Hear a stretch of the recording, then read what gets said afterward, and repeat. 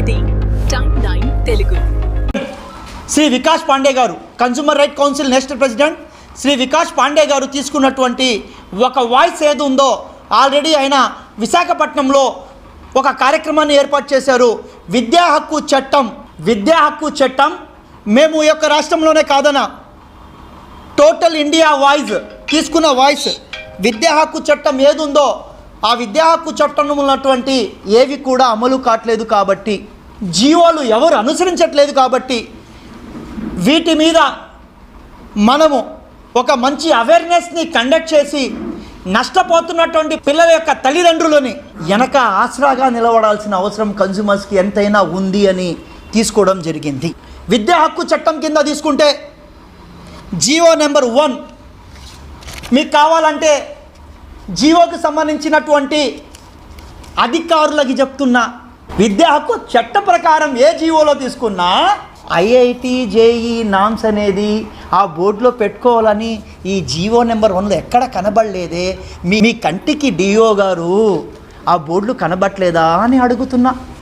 రాష్ట్ర ముఖ్యమంత్రి వర్యులని, అదేవిధంగా విద్యాశాఖకు సంబంధించినటువంటి గౌరవనీయులైనటువంటి నారా లోకేష్ గారిని నేను అడిగేది, నేటి బాలలే రేపటి పౌరులు, యువత దిశ నిర్దేశం చేస్తారని మీరు మాట్లాడుతున్నటువంటి మాటలలో ఒక విద్యాశాఖకు సంబంధించినటువంటి మీరు మంత్రివర్యులు కాబట్టి ప్రభుత్వం విడుదల చేసినటువంటి జీవో ఐఐటి జేఈ మెయిన్స్ అనే ముద్దు పేర్లు ఏ బోర్డులో పెట్టుకోకూడదు, కానీ విద్యాశాఖ సంబంధించినటువంటి మంత్రివర్యుల్ని 2 చేతులు జోడించి ఒక్కసారి ఆ జీవో నెంబర్ 1ని తీసుకొని మీరు చదివిన తర్వాత రాష్ట్ర వ్యాప్తంగా ఉన్నటువంటి స్కూల్స్లో ఈ ముద్దు పేర్ల బోర్డులని తొలగించి, అయ్యా ఆ యొక్క తల్లిదండ్రులు భరాయిస్తున్నటువంటి లక్షల ఫీజులు తగ్గించమని చెప్పేసి ఒక కన్స్యూమర్ రైట్స్ సంబంధించినటువంటి తెలంగాణ రాష్ట్ర అధ్యక్షుడిగా ఆ బిడ్డల యొక్క ఆవేదన అనా చాలా బాధగా ఉంది. 1వ క్లాస్ నుంచి స్టార్ట్ చేస్తారు దండుకోవడం, 5వ క్లాస్ నుంచి 10వ క్లాస్ వరకు ఐఐటి జేఈ మెయిన్స్ నీట్. ఆ సబ్జెక్ట్ రాయాల్సింది ఎప్పుడు intermediate first year second year చదువుకున్న తర్వాత ఆ నీట్ ఎగ్జామ్కో జేఈ మెయిన్ ఎగ్జామ్కో రాయాలా. వీళ్ళకి 5th క్లాస్ నుంచే మీరు ఏం బోధిస్తున్నారని చెప్పి ముద్దు పేర్లు పెట్టి ఇన్ని లక్షలు దండేస్తున్నారు. మీ కంటికి రాజకీయంగా చూసుకుంటే మీకు ఓట్లేస్తున్నటువంటి వాళ్ళందరికీ కూడా ఆ తల్లిదండ్రులకి సహాయం చేయాల్సిన అవసరం మీకు ఉంది. కాబట్టి నారా లోకేష్ గారు ముఖ్యంగా చెప్పాలి అంటే నెల్లూరు నగరంలోనే ముద్దు పేర్లు పెట్టుకున్నటువంటి ముద్దు పేర్లు పెట్టుకునే డబ్బులు దండుకుంటున్నటువంటి ఆ శాఖకు సంబంధించినటువంటి మీరు మినిస్టర్ గారు కాబట్టి వెంటనే స్పందించాలి.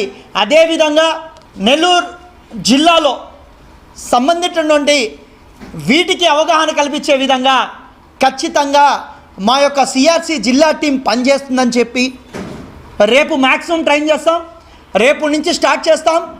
అవగాహన ఏ విధంగా ఉంది, అసలు ఎవరికి పర్మిషన్ ఉంది, అసలు జీవోలు ఏంటి, ఇవన్నీ కూడా అవగాహన కల్పించి వాళ్ళ యొక్క సంతకాలను సేకరణ చేసి నారా లోకేష్ గారికి గిఫ్ట్గా పంపిస్తాం.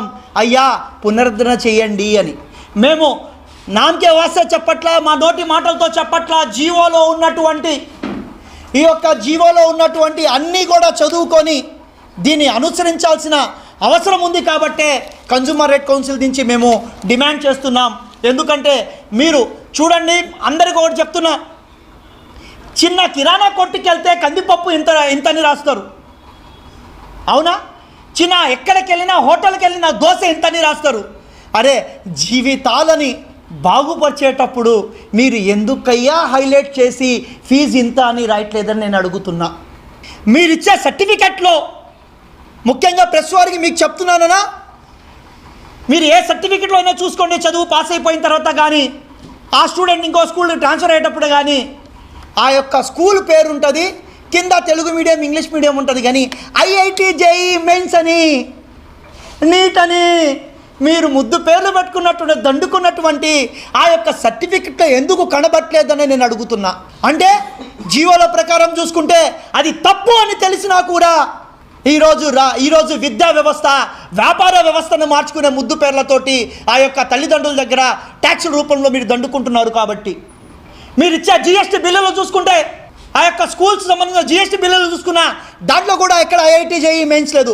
ఇవన్నీ కూడా సరైన అవగాహన ఇచ్చే విధంగా, సరైన అవగాహన వచ్చే విధంగా ఖచ్చితంగా కన్జ్యూమర్ రైట్స్ పనిచేసి ఆ యొక్క తల్లిదండ్రులకి మేము ఉన్నామనే భరోసా కల్పించే కార్యక్రమాలు చేపడతామని చెప్పి మీరు ద్వారా తెలుపుకుంటూ ఇది ఖచ్చితంగా వస్తుందని భావిస్తున్నా. ఎందుకంటే ప్రతి ఒక్క ఇళ్లలో కూడా 2-3 బిడ్డలు చదువుతున్నారు. ఈ దండకాల్ని ఆపదాం అనే కార్యక్రమే ఈ కన్జ్యూమర్ రైట్ కౌన్సిల్గా నేను తీసుకున్నా. ఈరోజు మేము ఒక కార్యక్రమాన్ని చేపడుతున్నాం. దీన్ని విజయవంతం చేసే వరకు మేము పోరాడుతూనే ఉంటాము. ఈ కార్యక్రమం ఏంటి అంటే, అయ్యా, ఒక స్కూల్ని ఏర్పాటు చేస్తే దానికి కొన్ని నిబంధనలు ఉంటాయి. స్కూలు ఇంత ఆవరణలో ఉండాలా, అలాగే దానికి ఒక ప్లేగ్రౌండ్ ఉండాలా, ప్రతి క్లాస్ రూమ్కి ఇన్ని గ్రిల్స్ అని ఉండాలా, మరియు ప్రతి బిడ్డకి కనీసం 6 నుంచి 8 స్క్వేర్ ఫీట్ల స్థలాన్ని ఆ రూమ్లో చూపించాలా, ఒక క్లాస్ రూమ్కి ఇంతమంది స్ట్రెంతే ఉండాలా అని చెప్పి రకరకాల నామ్స్ ఉంటాయి.